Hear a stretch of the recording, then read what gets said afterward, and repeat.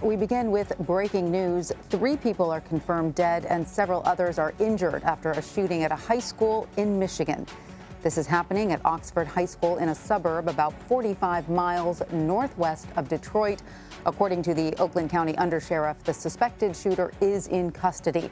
Police say the suspected gunman is a 15-year-old male student. At this time, we do not know the identities of the 3 victims killed.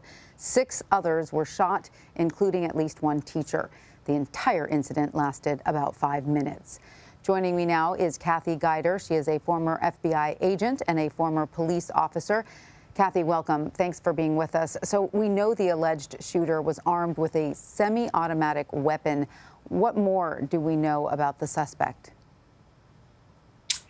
You know, at this point, they're going to be diving into everything that they can find out about this suspect.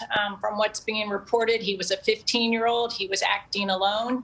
They're going to be looking into that. You're going to have detectives who will be assigned to look into that firearm. There will be detectives and officers who are going to look into the child, his family, his history, everything of that nature. And within 5 minutes, we understand police were on the scene and the suspect was taken into custody. Do we know whether that aided in this quick apprehension?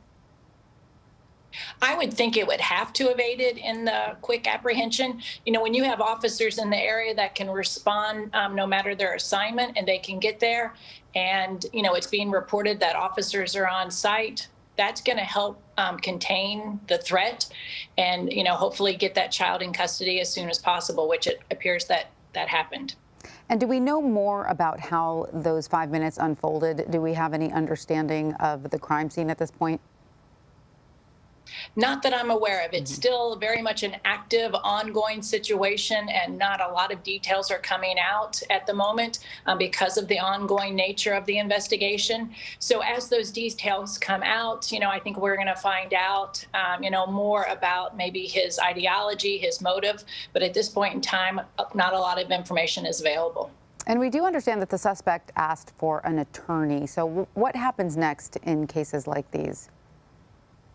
He's going to be given that attorney, and his parents will be notified. The parents will be brought in as well. Anytime that there's a juvenile, you're going to have parental approval, but you're going to get him the attorney that he has requested.